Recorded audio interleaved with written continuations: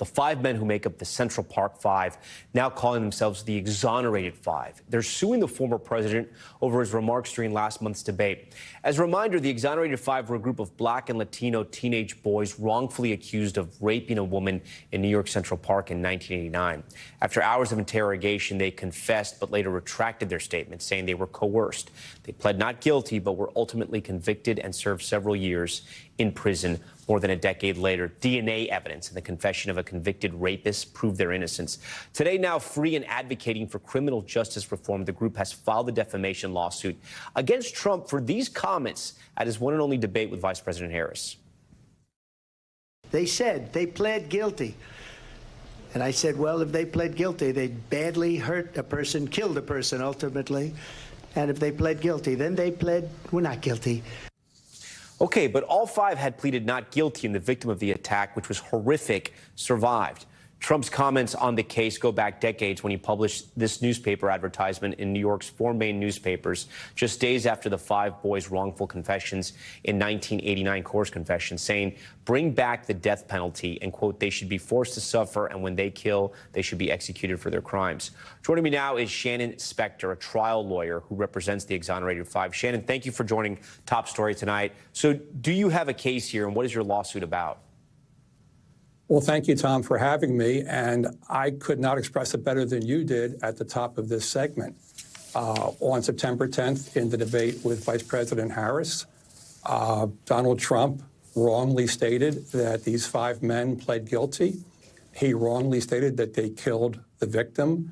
Neither is true. And in fact, these 5 men have been thoroughly exonerated. The guilty person admitted guilt. His DNA was matched to the victim. He was convicted. He went to prison. These 5 men not only were exonerated, but the DA filed a motion with the court to have their convictions vacated. The judge signed that order. So there's no doubt that these men are not guilty. And Mr. Trump persists in this 35-year campaign of hate against these 5 men, even though he knows better. He knows now for over 20 years that these men are not guilty of that heinous crime. The Trump campaign released a statement responding to your lawsuit, saying in part this is just another frivolous election interference lawsuit filed by desperate left-wing activists in an attempt to distract the American people from Kamala Harris's dangerously liberal agenda and failing campaign. One of the 5 appears in a radio ad, as you know, for the Harris campaign. Does that bolster the Trump campaign's claims that this is politically motivated? No, Tom, it doesn't. I'm not here to talk about politics, about elections, or anything of the sort. We're seeking redress for these 5 men for being horrifically defamed in front of 67 million Americans during that debate.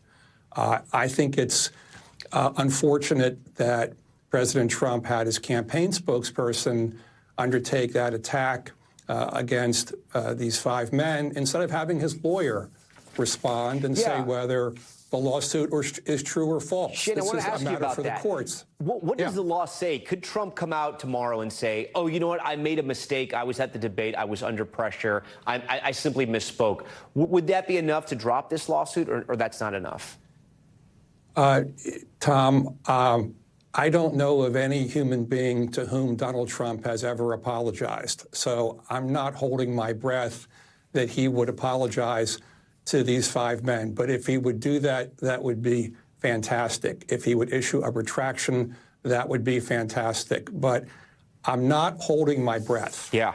Finally, the exonerated 5 received $41 million from New York City when they were cleared in 2002. As you have mentioned, these comments from former President Trump sort of make them have to relive what they went through when they were sitting in prison for a crime they didn't commit. What are your clients seeking now? They're seeking to clear their names once again.